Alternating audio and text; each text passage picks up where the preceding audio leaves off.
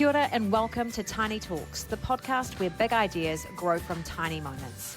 This show is proudly powered by Tiny Nation, Aotearoa's leading provider of high-quality, home-based early childhood education. At Tiny Nation, we believe that relationships are the foundation of learning, and that's exactly what we explore here. Whether you're an educator, a parent, or simply passionate about children, you're in the right place. Let's dive in. Welcome to Tiny Talks. Today we're joined by Nathan Wallis, internationally renowned neuroscience educator, child advocate and facilitator who has spent decades helping parents, teachers and educators understand the developing brain. In this episode, Nathan takes us inside the fascinating world of brain development, from the critical first 1,000 days of life to the everyday moments that shape resilience, language and emotional well-being. He'll share practical strategies educators and parents can apply to create brain-friendly environments that support focus, self-regulation, and connection. Nathan's work has inspired thousands across Aotearoa and beyond. So whether you're a parent navigating the ups and downs of daily life or a teacher looking for evidence-based tools to support tamariki, this episode is packed with insights you can put into practice straight away. Stay tuned. Nathan Wallis is here to help us understand the brain and in doing so, raise happier, more resilient children.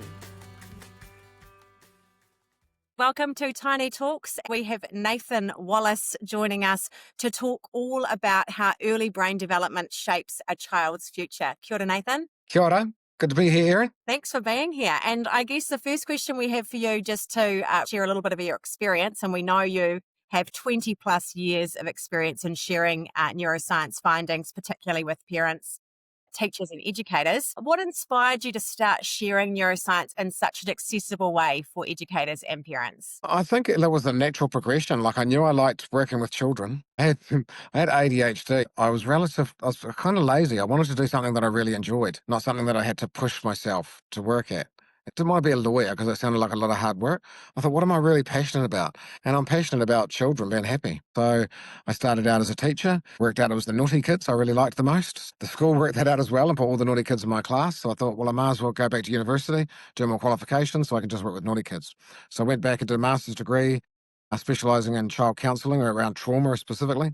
And when you specialise in trauma, they introduce you to brain scans because there's lots of information on the impact of trauma on the developing brain. And then I ended up lecturing at Canterbury University, and that was a really amazing opportunity because you get paid to be immersed in the research all day. As a teacher, you know bits of the research, but you're so busy teaching and being a counsellor, you can't really keep up with it all. Whereas as a lecturer, I had the, golden opportunity to really immerse myself and understand the whole breadth and width of that research. So I helped to start Brainwave in the South Island in New Zealand. The people who disseminate all the neuroscience. Ended up being on their board and their lead trainer. So again, I had jobs where people paid me to stay up to date with brain development research. So yeah, I just loved it. I think I started sharing it. I was a teenage parent and I thought, oh, well, I better go and do a course then, do a parenting course. I didn't realize how unusual that was because in New Zealand, people have this belief you only do a parenting course if you're a bad parent. But that wasn't the case for me. I went along. Everyone else was 30. I was 19. But I think by session 3, I'd basically taken over running the group. I didn't mean to, but I didn't realize how much I knew just from years and years of babysitting. And how little other, I've got a large family, 60 cousins just on mum's side. I thought everybody grew up having to change nappies, having to get the baby to sleep, having to win the baby and stuff. But I realized in that parenting course, I didn't take it over. It's just that we didn't have a wonderful tutor. And she'd explain something, and I'd feel like, the rest of the group's not understanding that. So I'd try and gauge it as a question, but I'd basically re-explain it to the rest of the group so they knew what she was talking about. But yeah, by session 2, they're just all spinning and looking at me and waiting for me to answer. I realized, I really love this. I'm really good at this. So I started volunteering there, but doing parent groups. I did that for free for lots of years. And and then I started presenting for Brainwave. And I'd already turned into doing extra presentations, but it wasn't specifically focused on brain development. I've got to say, I'm not specifically just focused on brain development now. It's sort of expanded into human development. Everything relates to the brain because that's sort of what controls everything. But yeah, I think it's just what really makes happy, healthy kids. So yeah, and I loved being a dad. I was a foster child, and so I've had lots of foster kids as well. So a foster child and a foster parent. And it's just given me unique insight, I think. So yeah, now I just love sharing that with parents and with teachers, especially early childhood teachers. I'm a huge advocate for letting everyone know early childhood teachers are the most important teacher. And from a brain development point of view, that's not just a value, that's an actual fact. Like the importance of the early years is just profound. And so I often say that a early childhood teacher is a sculptor of the brain. Their input is actually going to help to dictate the size of different parts of the brain. Whereas as a primary school teacher, a secondary school teacher, the job's still hugely important, but you're kind of a polisher to the brain. Whereas an early childhood is an architect. That's an early childhood teacher. So it's hugely important. Nice. I love the way you explain that. And I think the work that you do and the findings that you've shared have been a key impetus, I know, for us at Tiny Nation in terms of the philosophy that drives the work we do around the importance of connection and relationships and Absolutely. the first 1,000 days and all of the wiring and firing that's going on during that time. So, given all of that, how do you see neuroscience changing the way that we think about early learning? In some ways, it reinforces because we used to know it was about relationship. And then somewhere along the way, we got the idea that it was about literacy and numeracy and assessment and getting the kids to perform like parrots. And it's really not. The brain shows us that the brain humans are an interactional species. We're interpersonal species. We really don't operate at all by ourselves. In fact, they talk about the leading cause of mental illness is isolation. Human brains are not supposed to be isolated. And it's the same for learning. Learning is relational. When we look at the structure of your brain, I often say to people, you've essentially got 4 brains inside your head. I mean, obviously they all come together as one, but it's helpful to understand that they go from the bottom to the top. So your childhood is really all 4 brains coming online. And once you reach adulthood, that means all 4 brains are online. Reptiles only have brains 1 and 2 down the base. Down the base, it's called your brainstem. It's survival. Does the survival stuff. Keeps your heart beating, keeps you breathing. Just think brain number 1, survival. Brain number 2, the bulgy bit at the back of your head, your cerebellum, is your movement brain. So that's what we call the reptilian brain, because that's all a reptile has really, is survival and movement, and that's it. That's because your reptiles' brains are way less complex than ours. So subsequently, their heads are smaller. So reptiles don't really have this idea of parenting. They lay eggs and they leave them to it because their brain, actually, like the rest of their organs, and actually like all the rest of our organs don't need a childhood. The rest of our organs, like a reptile's brain, are ready when you're born. And all they're going to do is get larger. So all you got to do is sort of feed them and keep them alive, and they get larger. But they're doing the job they're going to do for the rest of your life. And like I say, that's the same for your kidneys, your heart, all of that stuff. Ready when you're born, just has to get larger. The human brain is way more complex, or the mammal brain is way more complex. So mammals, most of their brain grows outside of the womb. So, when you look at a newborn baby, his head is or his brain's less than 400 grams, he or she. By the time they're an adult, I'm rounding off the maths to make it easier, right? But by the time they're an adult, it's about 1,400 grams. So from 400 to 1,400, you've got about 1,000 grams of brain growth to go from the time you're born until you've got an adult-sized brain. You can see how important the first 1,000 days are, because by the time you're 3 years old, your brain has reached 1,200 grams. That means it's more than tripled. It's nearly quadrupled in size from the time you were born until you're 3 years old. And this is why 3-year-olds have big heads. Anyone that's put a jersey on a 3-year-old knows their heads are disproportionately larger than the rest of their body, because that complexity, it couldn't grow inside the womb, or else you'd be born with the head the size of a 3-year-old. And I can think we can all see what the problem might be there, right? Yeah, that's going to kill mum Oh, during yeah. childbirth, right? So yeah, basically the brain's got a program saying be born really small and then rapidly grow after that. It's going to take till somewhere sort of mid to late 20s before it reaches adulthood, but most of that physical growth turns up in that first 1,000 days. If a reptile has survival and movement, a mammal has survival, movement, and emotion. We evolved emotion essentially as the relational brain, as the parenting brain, because you have to love your children in order for that. If they're not going to be born ready like reptiles and they need to grow this brain, they need to be protected while that happens. So we need to love them, we need to care for them, they need to release endorphins, we need to find them rewarding. If we didn't have an emotional brain number 3, then as soon as our kids got annoying, we'd do what reptiles do and eat them. But we don't, because we love them. And all of those positive endorphins, that dopamine, the serotonin, all the feel-good stuff, the oxytocin, all of that is, basically a result of us having a mammal brain. This mammal brain. Mammals breastfeed. Mammals nurture their young. Mammals allow their young to grow a far more complex brain by protecting them before they're ready for adulthood. So if you're a reptile, you've got survival and movement. If you're a mammal, you've got survival, movement, and emotion. And then only then on top do we have number 4, the frontal cortex, which is kind of essentially the human brain. You could call it the primate brain. Monkeys have it as well, but way less than us. But essentially, that's where what we might traditionally call learning, literacy, numeracy, colours, numbers. It's not just the stuff that makes you brainy at school, but it's also the stuff that makes you a nice person. Empathy is in the frontal cortex. Being able to control your emotions is in the frontal cortex. Seeing things from other people's point of view.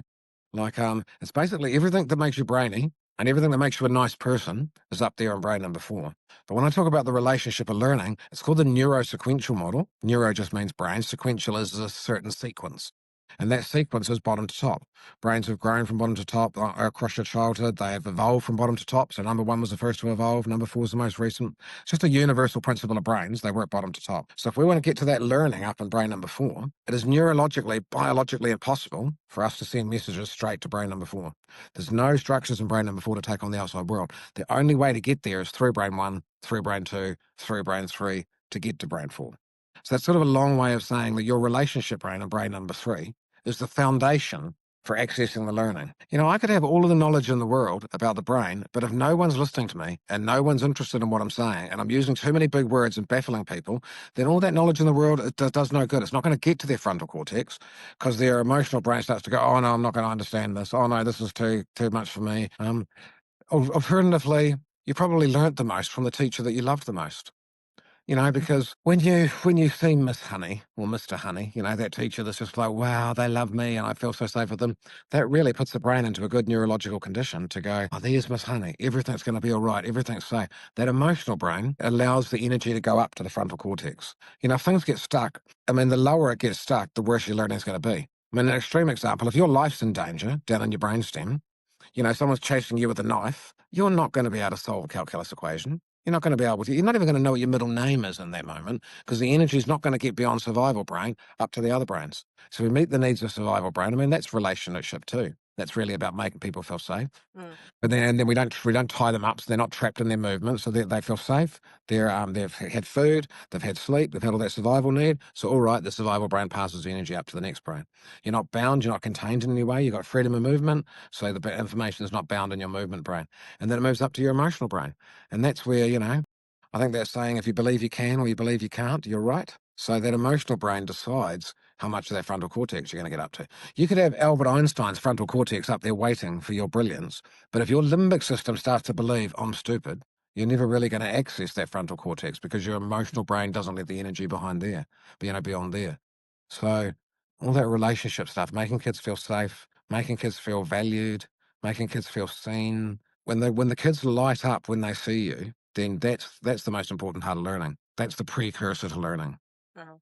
When I was at teachers' college, I was quite young at teachers' college, and I felt uncomfortable in the staff room. They all felt like old people. Because I was, a teenager, 19. And so I'd go out in the playground and play with the kids because I felt more comfortable out there. And of course, the kids loved that. Young male teacher out playing in the playground with the kids. But I remember some of the staff saying to me, it's not a popularity contest, Nathan. Meaning, you don't have to be out there. And now, after all the stuff I've learned about neuroscience, I'll say it is a popularity contest, really. If the kids all love you, you're a good teacher. If the kids all hate you and are scared of you, you're a suck teacher. That is just the reality of it. So it's absolutely relationship based. And as a parent, I think you see that all the time in your own kids when they have that teacher that they really connect with and gel with, Yeah. engage with. Well, The lights go on, they have an incredible absolutely. year of learning. But, Yeah. You're so right. opposite is true when they don't have that, you almost see them shut down, and it's quite Yeah. horrible to watch. Yeah, it's probably more damaging to have a bad teacher that you don't like because if you're thinking, oh, I'm silly, I'm clever, I'm not bright enough, then that's going to become true. Mm, Your brain is really a result of the stories you hold about yourself. mm. So, I think we're in a very precious role as parents and as early childhood teachers. I'm working with children under 5 because we're the author of so many of their stories. And those stories need to be, positive and about them accessing their potential. And when you're so right, I remember my kids had a teacher called Mātua Taro that they just loved. They just thought the sun shone out of him. So it's not surprising that all their academic grades went up Mm, exponentially mm. because they just thought that, like everything he said, they hung off every word. I remember that Jenna changing a tyre once and then correcting me about changing the tyre. And I'm like, how do you know how to change a tyre? Well, Martha Taro said, da da da da da. So like, when I spoke to Martha about it, to Taro, could hardly even remember the conversation. It was at lunchtime one day, right? But that just shows how the kids, it's not just the curriculum. Every single word that man said, the kids hung off because they thought he was cool. And so instead of dragging them out the door to get them to school in the morning before 9, now it was we have to be at school by half past 8 because otherwise we're missing out on our first playtime with Mātua today. They loved going to school. They loved learning. Really, it just made learning easy when you love your teacher. Yeah. And we establish those relationships first and foremost in early learning, so that's a really nice way of kind of sharing the importance of, the teacher, the kaiako, Yep. It does mean that we shaping have that to. belief system for children. Yeah, and we have to think about that in early childhood because we traditionally looked after kids in rosters. So it wasn't Mm, really relationships, it was rosters. You're rostered on nappies, I'm rostered on bottles, that person's rostered on sleep room. So that child, I mean, teachers still attuned to children and still had good relationships within that structure. But that structure isn't supporting a deep, in-depth relationship. Rather than change 15 kids' nappies that day, I'd rather just have 5 of the kids I'm looking after, 5 of them you're looking after, and for my 5, I have an intent. I change their nappy, I give them a bottle, I put them to bed, I calm them down when they're upset, and I build that relationship. It's like relationship first, roster second. And it does mean that we have to be a bit emotionally intelligent about our roles. It means that your break's supposed to be at 10:30, but you've got this new child starting who's only just settled down. You've been comforting them for the last 20 minutes. So, and if you leave now, we're going to go back to stage one. So I've got to say, hey, look, I can see you're in that situation. I know yes. I can take my break now if you like. So if you know, so you can stay, and then you could take try again in 15 minutes when it was supposed to be my break. Let's swap breaks to accommodate for the child in front of us. Don't let the roster dictate what's happening. Let the relationship dictate what's happening, because that really is the foundation of what's going to happen. I mean, I want to be clear that I'm not dissing at the teachers that looked after the kids in roster, because we had that industry in New Zealand for the longest time, and huge kudos to those teachers that were able to build meaningful relationships with the kids when you're just changing 15 nappies today, and then the next day you're just doing 15 bottles, because that made it hard, but they did still achieve it. We'd sort of call that attunement, because you attune to the child, but it's not quite attachment. Attachment is really that meaningful, consistent relationship. Do they run to you? To develop your social skills, children have to learn to do them with one person first. Then they learn to do it to 2, and then they learn to do it to 4, and then they learn to do it to 8. So you really have to, we call it the dyadic one-on-one relationship. You have to build up that one-on-one relationship. So especially with young children, but with all people really. Even when you go to high school, you have you might get a form teacher or a homeroom teacher that stays your homeroom teacher all the way through high school, even though you're changing forms and changing form teacher and going here for English and going there. That's essentially the dyad again. You've got one consistent person, one person for your parents. Parents are way more involved in secondary school if you're assigned a person that's like your homeroom teacher at the start, and they, your year 19, then your year 10 dean, then your 11 dean. The parents have got one person to go and to communicate to. The kids got one consistent relationship they build up. That teacher starts to know, their kids. I remember my son, when I taught a youth at the right school, when my son got in a altercation with someone else, and he was really sticking up for someone. He'd been a bit of a Robin Hood, sticking up for someone, and that was being picked on, and so he jumped in. Now a new teacher come along and just saw him and this other kid arguing and bickering and about to scrap each other. So he come in sort of all dictatorial and yelling over the top of them and telling them to.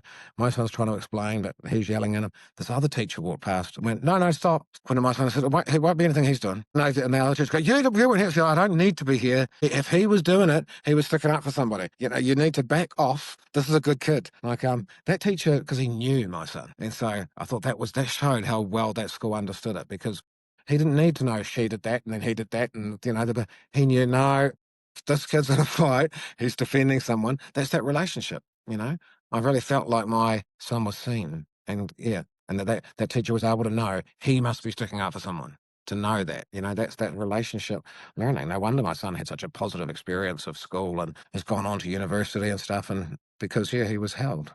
To me, We're probably a little bit biased and home based because we obviously have that continuity of care model yeah, and have the luxury of having exactly. one educator to 4 children Yep, and having so those lucky. educator follow. And I think in large, due to the decade of the brain and all of the sharing that's come since that with Yeah, the neuroscience, parents are becoming a lot more aware and yes, asking those questions when they're looking at care providers and yep, really thinking about who is going to be with my child today and what's that yes. relationship look like, and they kind of get how important that is now, which is They do, awesome. they do. Yeah, it's not, yeah.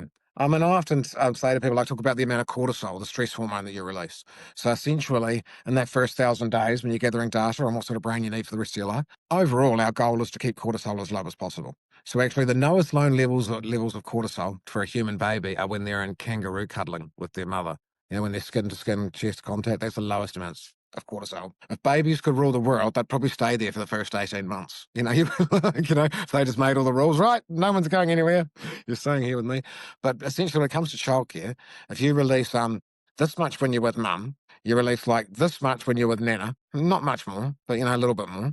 You release about the same amount with nana as you do in home-based care. So it's that we're not hiding from the fact that Scandinavian countries and stuff pay mum her full salary to stay at home in those early years because that is indisputably the best outcome, right? But that's not the reality that we live in. It's not how you buy a house. It's just not a luxury that most of us have. I don't want people to feel bad that that's the best one. And then, because a lot of mothers, mother guilt, they're going, oh, I've wrecked my kid. I'm not staying at home, more parent guilt. I don't want to add to that because if more children are in out-of-home care before their first birthday than are at home with the parents. So it's just the reality of how we live. So it's good, I think, for them to know that your cortisol levels here with mum here, with nanny here, home-based care here, a centre, it's about the same as Nana, a centre that has primary care, like I said before, I just look after these 5 kids, that's about here. It's more because there's still more chaos, there's more kids around, there's more noise, as soon as you get more than 12 people in an environment, your brainwaves shift to a different pattern. You sort of move into crowd control rather than intimate relationships. And children need intimate relationships. It's when you go into rostered care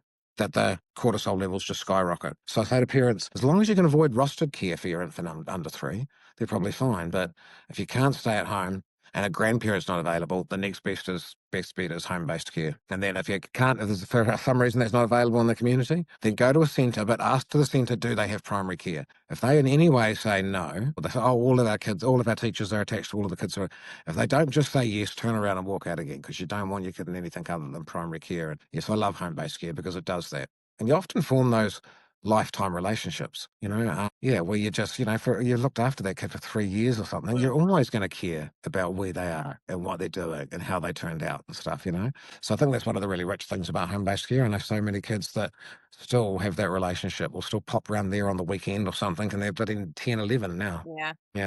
An extension of the whānau for sure. Yeah, absolutely. So just building on that, what are some simple everyday strategies that parents and educators can use to support healthy brain development in tamariki? I think I'm always working with dads, and I'm thinking, right, their concentration span's about 1 minute. So how can I get them really quickly? And a way I've learned to do that is by pointing out to dads that statistically, we can predict how much money your child's going to be earning when they're 32 years old. We can predict that based on nothing else other than the number of words spoken to them per day by their main parent between the ages of 0 and 1. So what that means, the more you are spoken to in your early years, the more money you're earning at 32. What we say academically is language is the major driver of cognition. Cognition is just a flash word for thinking. 50% of your outcomes we can predict at birth. You like genes, genes and nature nurture. Nature is the genes. 50% set when you're born. You've already got a temperament. Baby's already a person. If you don't accept that temperament, you don't accept that person, you're just going to have a not goodness of fit. There's no such thing as a bad baby. There's a goodness of fit between your temperament and their temperament. If my baby's loud and demanding, I think, oh, good baby. I'm loud and demanding too. That's how you're supposed to be in the world. So I think, oh, wonderful baby. But, my partner might be introverted and quiet. She gets the same baby. She's like, oh, this bad baby. It's not bad baby. It's that goodness of fit. So I always say 50% is there. You have to accept their temperament. The other 50% is the environment. So they're gathering data on what sort of brain they're going to need for the rest of their life. Literally, the literature uses the sentence, the human brain is designed to be molded by the environment it encounters. So it'll adapt to that environment. And so it's adapting to all of the information, but the major driver, the major piece of information is language. Language is really the most complex thing that your brain does. Now that confuses people because you think, oh, well, it's not as hard as calculus. If I give you calculus, it's like straining away, but having a chat feels easy. But on a brain scan, if you're doing calculus, most of your brain is there as a biological entity for interacting with other brains. That kanohiki to kanohi stuff. So even if something like a calculus equation that's really hard, if you're on a brain scan, only tiny little parts of your brain are glowing up when you're straining away doing calculus. And then, your best mate walks in the room, you give up on the maths, you go, oh, g'day, bro, how are you? How's all? That feels like the easiest thing in the world, but what you'd see is, boomfish, as soon as you saw your friend, all of these areas of the brain sparked up. So it's language is really it's really what uses most of the brain, language and singing, really. So the more you speak to your child, the more you sing to your child, especially in the early years, the more intelligent they will be. It's not about flashcards. It's not about not listening to the baby and doing things to the baby. It's with and not to. So, you can just use parallel talk or tell dads at sports commentary. If you don't know what to say to the baby, just describe what they're doing. I've got a 6-month-old grandson at the moment, so I've got really, good at this again, where you just go, oh, look, he's trying to get his foot into his mouth. Yep. Oh, he's got his foot in his hand. Oh, he's getting up there. Yes, well done, mate. You got your toes in your mouth. Oh, can't hold it there for very long. I'm just describing what he's doing. He is having trouble getting the foot gets up there and then he gets excited and it kicks out. It's not damn because at 6 months, he's not quite aware that that's his foot. They're about 9 months before they sort of realize, oh, that's my body. Still see those wonderful moments where his own hand flies past his face and he's like, oh, what was that? And fascinated by it, So just describe all those things out loud. Really doesn't matter what you say. I'll say to dads, you can do your Homer Simpson impersonations if you want to. It doesn't matter. What matters is that you are interacting with the baby. So don't think it's about educational stuff and having to read books. The reason reading books is good to a baby is because you're immersing them with the language. But you don't actually need the book. You could just make up a story, do your pirate voice. It's language that grows brains. So just talk to the baby as much as possible. Be in partnership with the baby as much as possible. If I was going to put it really simple, I mean, this is mainly about the first year of life, but in the first year of life, the more often your baby feels in partnership, the more intelligent and the better and the happier and all of the better their outcomes will be. The more often your baby feels alone and isolated, the worse their outcomes will be. So it's like neurologically impossible to overindulge or spoil a baby in the first year of life. It doesn't mean you have to be in their face the whole time. Baby can be down on the blanket, doing their own thing, practicing their little motor skills, like that's how you develop motor skills. It's not in baby traps like exercises and jolly jumpers and stuff. It's lying on the floor. You don't have to be in their face every minute, but they still know they're in partnership. Because you're here doing the dishes or something, but you just put the occasional chat and they can call out and you'll imitate their sound back. So they're still in partnership, even though you're not completely in their face. It's just about being in partnership. That's one of the key things we can do. Nice. Nice. And so, in terms of challenging behaviour, because I know this Yep. comes up a little bit for both parents and educators and teachers, how does understanding the brain help us respond more effectively to children when they're in those Yeah, moments of meltdown or right. having those Yeah. challenges? The more challenging they are in early childhood, the more you're going to like them as adults. Because the more of a own voice they have, the more of they know who they are. The earlier your child lies to you, the more intelligent your child is. That's just a pure statistical fact. It's intelligent children lie because we lie all the time. We probably started off this conversation, "Hi, how are you? I'm fine." Well, that's not necessarily true. I had a cousin die recently. I'm not really that fine, but we do socially acceptable lies. So when children have challenging behaviour, just understand it's their job to. Don't fall into the trap of thinking you'd love to have this compliant little docile child that does everything you're told, because that's going to be the thickest, most boring, fulfilling adult who's going to have no self-esteem and achieve nothing in the world and be too scared to leave the house, probably. So celebrate your child's voice. The big tip I could give you is that you need to validate their emotion before you give them any strategy. Validation just means saying out loud what their emotion is. If I say, no, you can't have a biscuit, it's nearly lunchtime, and they start having a hissy fit. If I say, don't be silly, you'll be able to have a biscuit after lunch, that's not giving them it's not validating their emotion first. By simply saying, I know that's really hard, I know that's really frustrating and feels really bad in your tummy, or, because I know that's really frustrating when you don't get what you want. But you're going to be able to have a biscuit after lunch if you just eat all your macaroni cheese. I've given the same strategy as I did before, but that validating first, naming the emotion, literally quietens their whole brain down. If I had you on a brain scan, the part of your brain that releases emotion is called the amygdala. And the more electrical activity there is in the amygdala, the crazier the kid's going to be, and the angrier they're going to be, and the less access you'll get to their frontal cortex. It's going to have empathy, understand consequences, set goals. So when I say, I can see you're angry, immediately there's a reduction in the electrical activity in the amygdala. So the whole thing calms down just by naming the emotion. That's how we as adults, we learn to name our emotion. If I'm getting upset with you and I go, look, Erin, that's making me angry, immediately I'm calming myself down so I can be more rational. But young children don't know how to name their emotions. So when they're getting upset because you wouldn't give them a biscuit, saying, I know you're really frustrated, what you're effectively doing is listening to them. And if you children do as you do, not as you say. So if you want children to listen to you, you've got to model that by listening to them.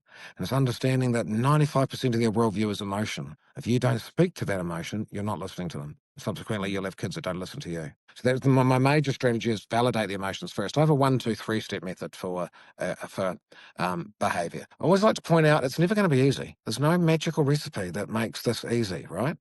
It's frustrating as especially two, because they've learned to say no, they've learned to put in place the boundary, but they've got some basic language, but they don't have enough cortex to really understand consequences. They don't understand time. When you say have a biscuit after lunch, that's the same as saying you can have a biscuit in 25 years. Because 25 years and after lunch are the same amount of time to someone who doesn't have a cortex. So I'm just acknowledging it is going to be hard. There's no perfect solution. But my method, number one, calm the brainstem. If the kid's having a hissy fit and throwing stuff around the room, there's no point validating their emotions and stuff too much because you need to calm them down first. That might be, some kids come down with a cuddle. Some kids calm down. Some kids don't want to cuddle. The last thing they want is you touching them at that moment. But I wouldn't go away from them. I would just say, well, okay, I'm just going to sit over here and wait. Might even turn my shoulder to you because you want some privacy. Okay, you want Dad to go away? You don't want me here? All right then. But I'm just going to sit here and wait for you until you till you're ready. And I might just sit there for a minute and wait for them to calm down enough and keep offering that place. But, other kids cuddle, hey, whatever it is that works for you, calm the kid down. It works for the kid. Number 2, validate the emotion that they're feeling. I know that's made you really angry, mate. Number 3 is the most effective way to actually change a kid's behaviour. So this is gold, really. I wish someone had told me this, because now we've got research that our parents and grandparents didn't have. They didn't have Google in their lounge. And when you look at the research, what's the number one most effective way to change a human being's behaviour and make it stick? Because you can change their behaviour by threatening to hit them. You can change their behaviour with an electric shock collar. Give you a shock every time you don't do as I tell you.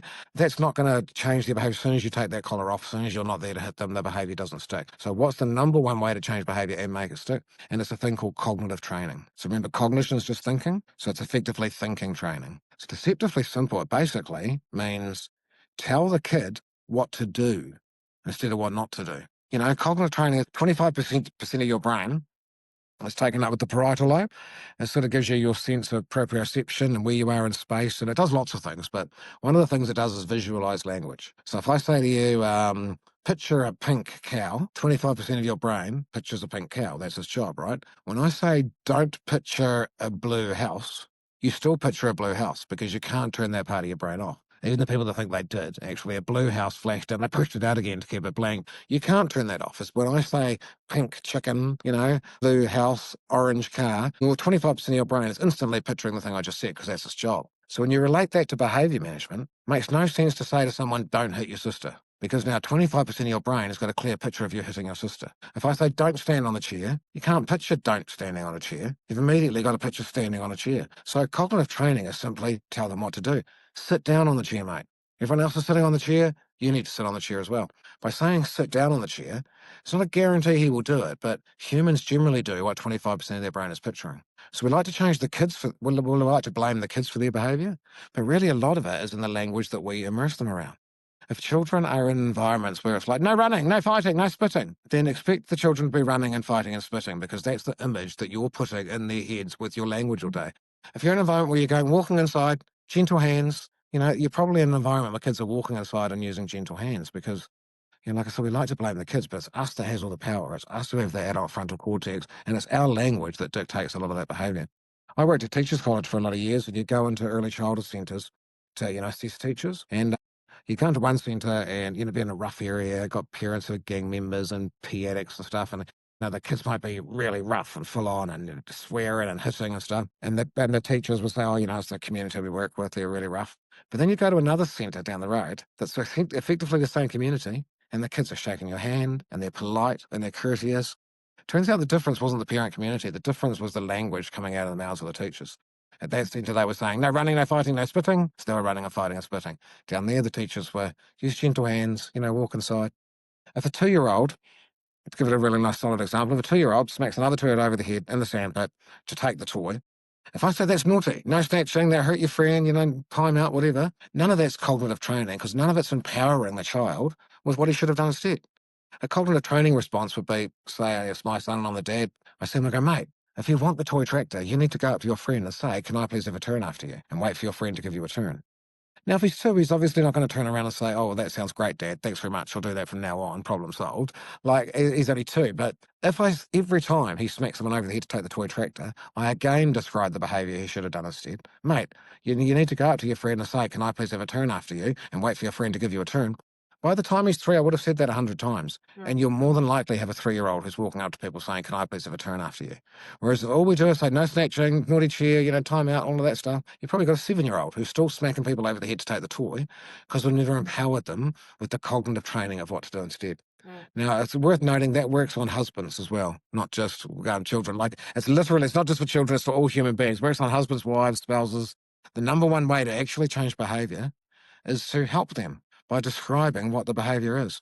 I just think the best answers are always the simplest. And that's, my grandmother wasn't a neuroscientist, but she would say, tell them what to do instead of what not to do. That's essentially the same thing, just explained by neuroscience. I love that though. I remember hearing you speak not that long ago and sharing Yeah. the cognitive training, and I've got a Yeah. 4-year-old Right. who's quite strong-willed. So it's lovely to Right. hear you say that we want her to be and grow into. That, I mean, you know it to be true somewhere buried in your brain, but to Yeah, actually pick it up and use it daily as a tool or as a skill yeah, when it comes to that communication has yeah. become kind of quite revolutionary for me, just in terms of Cool. being able to guide that behavior in a really positive way. Yeah. And you feel better too as the parent. You enjoy the Mm, parenting more when you're helping them rather mm, than having to be the bad cop and mm. yelling at them.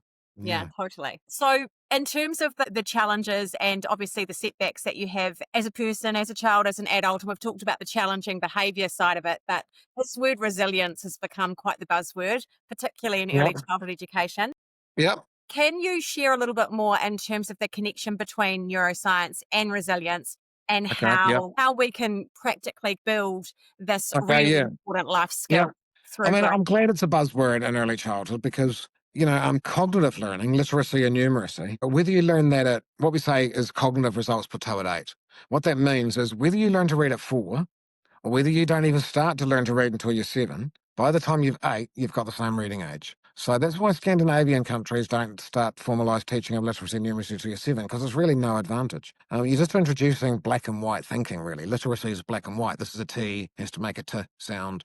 And that black and white thinking is just a precursor to anxiety and depression. So the earlier you learn to read, you're not any brainier, you don't earn any more money, you've just got a statistical increased chance of having anxiety and depression, more than the person who was left in a free play environment till they're 7.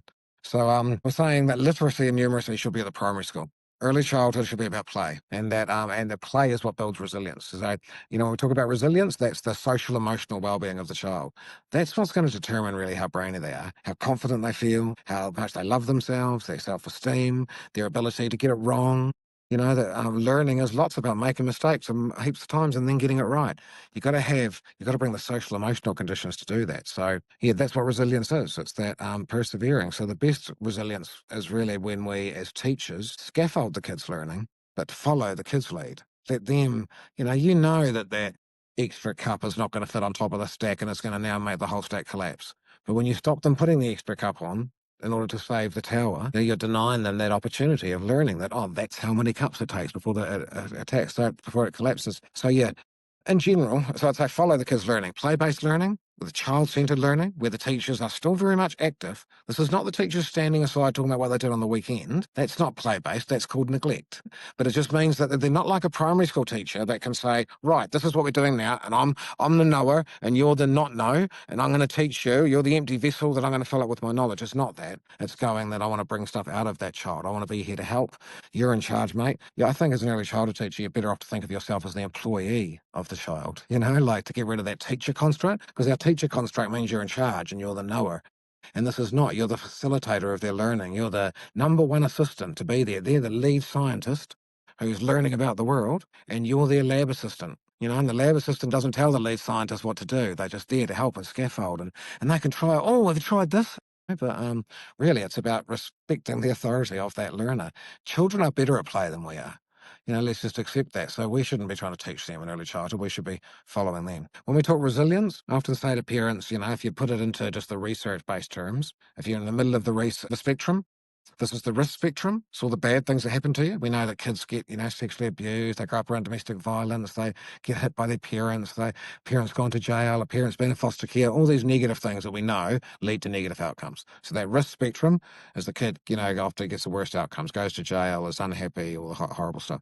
Resilience is the opposite. So things that literature tells us leads to good outcomes, which understand where the kid's got wonderful social emotional skills, is a good parent to your future grandchildren, all the stuff that you want. So we know the number one indisputable resilience factor for a human being out of all of the international research, and I say indisputable because number two is way, way distance behind, and it is indisputable. It's agreed by across all the research across the world. The number one thing we can do is have a parent stay at home in the first year of life. Now, that's two-pronged. That's, everyone feels guilty because they didn't do that, and we're back to that mother guilt thing. But it's like, but I can't hide from the fact that that is the number one resiliency factor for a human being. But it's because you speak more language when you're at home with that child. If you're at home with a mum who spends her whole time on Facebook and Instagram and TikTok and is, changes the baby's nappy and is back on her head on the cell phone, that's not going to be an advantage. Being at home's not the advantage. The extra language and sense of partnership. It's just we assume that if you don't have to go to work, you can probably get in more words than if you have to go to work for 8 hours. You know, I often tell the story about my daughter being in care when she was 9 months old, picking her up from care when about 4 o'clock in the afternoon, and the teacher saying she gets really tired around about 3, but we don't want to put her to sleep because we know she'll be awake for you all night. And I said, well, stop doing that. Let her have a sleep, because I get her, when you don't let her have a sleep, I get her home, pee, bath, she goes straight to bed and straight to sleep. I get an hour's interaction. If she had that afternoon sleep, when we get home, she wouldn't go to bed till like 9:30 at night. So I'd get like 5 hours interaction. So I'm saying, even though she was in basically full-time care, with that little adjustment to the routine and my ADHD, I still think we got 20,000 words a day, which is the average that you get when you're at home with a parent. She's still better off going into care and having me get home and talk to her the whole time and do stuff with her and cook tea with her and use parallel talk than she is to have a parent who's at home looking at the phone, ignoring the child. Don't feel bad about it. Just understand that the number one thing we can do is to basically increase that sense of partnership for a child, increase the amount of language that's around them from their primary caregiver. Number two, it's actually language-based as well, is to be bilingual. This information's only about 15 years old, 10, 15 years old, because we have to have brain scans and the technology to be able to see just the huge physiological impact that being bilingual has on a child, that it changes the actual structure of their brain. Like the corpus callosum, the temporal lobes, we see the places that we associate with being resilient. Being bilingual doesn't just make you brainier, it enhances the parts of the brain that allow you to be brainy. It also enhances the parts of the brain allowing you to be resilient. You focus your attention for longer. You are more creative. So, yeah, it makes them brainier and makes them more creative and more resilient. It's good to know it only takes 60 words in a language for your brain to start recognizing there's two languages. In an ideal world, if you're speaking Spanish and I'm speaking English and we're mum and dad, the ideal is you just speak Spanish the whole time and I just speak English the whole time. When I try and support your Spanish learning and I can't speak Spanish, I'm actually just speaking really bad Spanish to the baby. So I'm better off. But when you speak English to me and you speak English and Spanish to the baby goes, oh, I don't really need to speak Spanish because mum who speaks Spanish also speaks English. The baby's better off thinking you only speak Spanish and I only speak English, then they'll speak Spanish to you and English to me. If you speak English and Spanish, they'll be a passive bilingual where they understand the Spanish, but they always speak English. But what I'm saying is it only takes 60 words in a language. So a lot of people don't have fluent te reo Māori, and so this is encouraging for them. 60 words in a language, and that's only like 3 waiata. Learn 3 songs that you regularly sing to your baby and then use those phrases within the song. You know, kata pia tōpoku, little phrases here. They will, after 60 words, they will know that there's a different language from English. Not straight away. They don't have to consciously know that at 3, but their brains will work it out. And they start to get the benefits of being a bilingual child. They start to strengthen those areas of the brain. Obviously, they're not as beneficial as if, you're speaking Spanish and I'm speaking English and they're fluent, but it's encouraging to know it only takes 60 words in a language to substantially increase that child's resilience. Because the number 2 resiliency factor for a human being, of everything in the literature, is to be bilingual. Number 3, I should say languages 3, 4, and 5 are beneficial. They just don't change the structure of the brain in the same way moving from one language to 2 languages does. So overwhelming are the benefits to being bilingual. It almost looks like, from a neuroscience point of view, it almost looks like it's bordering on neglect to raise a child with only one language, because you are not accessing the most, it's clear that we did not evolve to only speak one language. And so we're not accessing most of the potential of the brain by only speaking one language. So absolutely embrace that te reo Māori that you're using the centre. It's going to be beneficial for everybody, not just Māori children. It's beneficial for everybody to be bilingual. And that involves risk-taking. So, if you're most of us didn't. I didn't learn te reo Māori until I was 18. And the hardest part is getting through the risk-taking. That, people correct you. If you walk into the staff room and go, kia ora, and they go, oh, you don't actually pronounce it like that. You have to roll your R. You have to say kia ora. Then the next day you walk in and say, good morning. So don't correct people's language. Just model the appropriate language. If I come in going, kia ora, then you just have to say, kia ora. And after about 90 times of responding appropriately without ever correcting me, mine will change to kia ora. So just saying, don't worry that your pronunciation is not perfect. Be open to it, but use it. You have to. Kids don't suddenly one day say, can I have a drink, please, mother? They start by out going, dink, dink, mispronouncing it. That's just a natural language acquisition. So allow yourself that time to mispronounce and get it wrong and feel the fear and do it anyway. But yeah, being bilingual, number 2. Number 3, these are the 4 major resiliency factors, right? So number 1, having a parent stay at home in the first year of life. Number 2, being bilingual. Number 3, learning a musical instrument. That's associated. It's worth noting, rich schools have music as a compulsory part of their curriculum. It's just state schools don't. But rich people know the huge benefits that this does to their brains. Albert Einstein said, when he was asked in an interview, why do you think you're considered one of the most intelligent men in the world? And he said, I think it's two main reasons. One is I've always played the violin, so that developed my artist brain. I'm able to look at maths with the brain of an artist, whereas all my fellow mathematicians look at maths with the brain of a mathematician. I only use the left brain. I'm using the whole brain, looking using the left and the right. And the other reason he gave was because the school thought he was retarded or something and sent him home again, so he was left to play until he was 7. He said, I think allowing my imagination free rein and being not instructed by other people and just left to play until I was 7 was a big part of my intelligence. And so free play until 7 and the violin. So music is basically, I mean, I said number one's language-based because you're at home for a year, but you speak more language. Number two is obviously language-based, you're bilingual. Even music is seen as another language to the brain. That's why you get all those benefits. It's again, language-based. So it just shows how central language and communication and partnership and relationship is to human beings, because the top 3 resiliency factors are language or relationship-based. Number 4, and after that, there's millions of resiliency factors. I'm just telling you the top 4 that really stand out in the literature as being the top 4. Number 4 is having the same teacher for more than 1 year. So for every additional year you spend with the same teacher, you get another step on the resiliency factor. So we start in the middle. Your dad might have gone to prison, and your parents might have hit you as a form of discipline stay. So you look like you've got some negatives, but actually you've got 60 words in Te Reo Māori from your early childhood centre. And then at the early childhood centre, you don't change the teacher every year. You don't have the 3-year-old teacher, the 4-year-old teacher. Erin was my teacher when I was 2. So it's not, but then when you're the same teacher when I'm 3, that's a resiliency fact. When you're the same teacher when I'm 4, that's another resiliency step. For every additional year with the same teacher, I get another resiliency fact. So if we really want to be helping children to be resilient, I think for early childhood, it's about making sure that they're cared for in their early years by a primary relationship, whether that's home-based care or mum at home or dad at home, or if it's not at a centre, it's primary care, but making sure that they are looked after in that. Immersing them in a second language for that. And then, hopefully immersing them within a formalised music education. And then, trying to not change their teacher so often. When you look at the research around why do we change the teacher every year? And the best answer you can come up with from a research base is, well, because that's just what we've always done. There is no real research supporting it, The research is all about relationship-based. I think a lot of my success is because I went to Melbourne Primary School, way down south, and there was only the little room and the big room. Yeah. And primary school was over. So you had the same teachers, and those teachers changed my life. That was, I had I was in I was in and out of foster care, so it gives you an idea of what the sort of home life was. There was some real challenges at home, but I was a complete safe haven for me at school, and those teachers knew me. And they, I was really blessed to. And at secondary school as well, I was really blessed with really good teachers. My history teacher was my foster parent in the last 2 years of high school, so I've been really well looked after by teachers, which is probably why I become a teacher, because they were so inspirational to me. But those relationships at primary school, they did just so change me. I felt so valued and so seen as a kid. Whereas I think if I've been in a big school, changing my teacher every year, the teacher's nice, but it's almost like a bit of a superficial relationship you build up after 1 year. I mean, maybe the teacher with 30 kids, a third of them they build a really meaningful relationship with, a third they've got a good relationship with, but the other third in 1 year, they're not the natural kids that you naturally are drawn to. They take longer, and those kids are missing out on that. Whereas if I had those kids the next year and the year after, those relationships would become deep. If I knew that I was going to have them for 3 years, I wouldn't be able to allow for a superficial relationship, because I know I've got these buggers for 3 years. I need to make this work, because not all kids are easy. We all have our relationships with the kids that we do just naturally click with.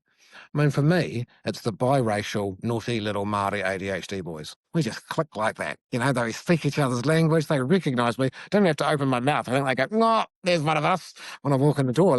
It's instant. Whereas at the other end of the spectrum, the Charlottes and the Georges, they're very well-behaved, good little girls that put their hands up and know the right answers and stuff. I'm not dissing them. I just find them harder to like than the naughty little Māori boys. Uh, they they're not what inspired me to come into teaching, because I feel like they're going to be all right anyway. They've got all those advantages. But I need to have a relationship with all of those kids, so I've got to put much more effort into building my relationships. I don't mean to pick on the name Charlotte and Georgia, but you know what I mean? They're good. They're normally firstborn girls. They know the answer. They can drive to school and know how to read, or they know their colours and their numbers. Yeah, they're probably the future Jacinda Ardern's. It's like I don't need to. Yeah, but I need a relationship with all the kids. So if I know little Charlotte or Georgia's in my class for 3 years, I have to build that relationship. I can't leave it at a superficial level and just be nice. I need a meaningful relationship. That means I might have to do some home visits, and I have to get to know that actually things aren't as simple for Charlotte and Georgia as I thought. There's whole lots of this other stuff going on, and everyone's a human. Everyone has their challenges, and so we need to build a relationship with all those kids. But yeah, So try and keep the teacher for the same. I mean, again, another reason why home-based care is so good. You're not changing out the parent every year. The kid doesn't go to a different person each year. They pretty much usually stay with that one relationship, and that's so beneficial. Love that. Right. We'll round up the formal side of it and get into some quick fire. But just as Okay. a closing reflection question, Yeah. and you've given so many great practical strategies and Mhm. tools, but what do Yeah. you think is one small change that people could make tomorrow that would have a big impact on a child's brain development? Yeah. I mean, I said the stuff about name their emotion. I would say get a handle on your own anger. Your anger is never ever serves you when looking after children. I've learned this as a grandparent. Was a bit of it. I remember my youngest daughter, one of those crushing moments, saying to me, "When I grow up and I'm a parent, Dad," she was in late teenage years, she's like 18, saying this. I loved how you would read us stories and sing us songs and play cards with us, and you always made time for us, and you worked part time and picked us up from school. You were a really present parent. I really loved that. I really appreciate you and really value you. I want to be a parent just like you, except less angry. Because, yeah, I would be really nice, and then get in the fucking car. Because I thought that anger was serving me. I thought that that's what was, if I didn't have anger, they would be misbehaved and they wouldn't do as they're told and stuff. And as a grandparent, you just realize the richer relationships that you have when you never get angry with your grandchildren. You always find another way. You're always their safe corner. And they listen to you way more than they listen to their parents. It's not, it's like, so it's just like, yeah, I would say the best thing you can do for you, not just for your child, for you as a parent, as an educator, for you to be a better educator, for you to be a better parent, for you to enjoy it more, to be the parent that you want it to be, get a check on your anger. Don't let the little excuses in your head like I did tell you that it's justified for this reason, you need it for that reason, and they'll be horrible if you don't and stuff. It's bullshit. Your anger is not serving you. Find a way, I'd rather now let the kid away with it and turn around and walk out the door and do nothing and be, an absent parent than stand there and nush out or scream or swear or something. Your anger's not serving you. Be a grown up and get a hold of your anger and find another way to deal with it. They are only children. If you can't find with your frontal cortex another way to deal with that 2-year-old, then what does that say about you? Because it was embarrassing for me the first time my granddaughter got annoyed me, and I would have got angry at the kid. She was like about 6. She wouldn't put this costume on for photos. And I'd already explained to my grandson, oh, you know how when you want me to take you to the park and I don't really want to go, but I go anyway because that's what you want to do because I want to make you happy. He's like, yeah, yeah, yeah. I said, well, I know you really don't want to do this, but this would make me, Poa, really happy if you would just put it on. He's like, "Oh, right then." I gave the same explanation to her granddaughter. She was like, I don't really care about you being happy. I only care about me being happy. So I'm not putting on the costume. And like, that sort of made me angry. And with the other kids, with parenting, they would have been at the stage then of just put the fucking costume on, right? But with I couldn't get angry with her. She'd be devastated. I'd never been angry with her before. And it was embarrassing how little time it took to work out how to do it without anger. It took a couple of minutes for me to work out. So I just lavished all the attention on the grandson that had put the outfit on, had the camera out, taking all the photos, filling him with praise. She could not handle seeing the other one getting all the praise. So that costume was on and she was, it's like, actually, it took 2 minutes to think of another way of doing it without anger. So yeah, that would be my big tip. As well as the stuff I've said, already in this thing about name their emotion, use cognitive training. But really, the biggest big picture thing is get a hold of your anger. I've got a friend, Miriam McCaleb. Don't know if you come across her work. She does lots around brain development stuff, and she does lots about cell phones and various things. But we've been best mates for 20 years, and so I'm sure she won't mind me telling you. She empties the code always stuck with me. At the sink, you've got the composter, and the compost bin's down the back of the yard. It's only like 1 minute away, but it means she's got 1 minute to walk down the end of the yard, gritting her teeth, emptying the bin. And so by the time she comes back, it's just given enough time for that frontal cortex to engage and for her to then parent in the way she wants to, not parenting from that limbic system anger. So yeah, find a strategy that works for you. Mm. Walk away, take a deep breath. They often say there's success between success and failure is about 1 second. It's that 1 second to go and breathe in, before it's just respond straight away. Your limbic brain just wants to respond straight away. I love that. Great closing, because I think we've all had those moments where our anger Everybody does. of us. Yeah. And then we feel guilty when we think, oh, well, other parents don't do that. And they do. They all do it. So, Cool. All right. Just a quick fire round to close, and we do this round yep. with all of our guests, Nathan. So just Okay. first thing that comes to your Okay, mind with sweet. each of these questions. Cool. Favorite children's book that gives you all the feels? Where the wild things are. Because what's spoke to me as a child and just the imagination and the fear. Yeah, love it. Most underrated resource to use with children? What do you think it is? Mud. I spent most of my early childhood was around mud and all the different things you could do with mud, and we often use slime and stuff to be a bit tidier, but no, mud's free and Yeah. mud's glorious. Yeah. Nice. And what's one value that you hope every child learns from the adults around them? How you treat other people is not a reflection of their worth, it's a reflection of your worth. My grandmother used to say that. That's deep, yes. Funniest thing that your child or a child that you have worked with has said that made you pause and think? I always remember the time my son, who was 4, and saw me kissing his mother and said, "Oh, don't do sex in front of me." It's like, clearly he didn't know the difference between sex and kissing, right? So I tried to explain that's not what sex is. I'm not going to explain what sex is when he's 4, but I thought I'd give him a proper explanation. That's not what it is, just kissing, right? I thought he understood, but then the Plunkett nurse come round like 10 minutes later, because we'd had another baby. She sat down on the couch, and my son said to her, "I wouldn't sit on that couch. My parents were doing sex on that couch before you got here." So, oh, that's not what we were doing. So That that is just so cracks good. me up. Makes me laugh every time I think about it. He was so adamant. But you Hilarious. should have seen the Plunkett nurse leap off that couch. She's going to get off fast enough. You would have been like, what have I walked into here? Yeah. And you've probably already shared this with the closing reflection question, but if you could move in a different direction, if you could give every parent or caregiver one tool or reminder, what would it be? It'd be that classic old one. It's not what you say, it's how you make someone feel. That really Mm. matters. So focus on how you're making them feel, not on what you're teaching them. They're not going to listen to most of what you say, but they're always going to remember how you made them feel. Yeah.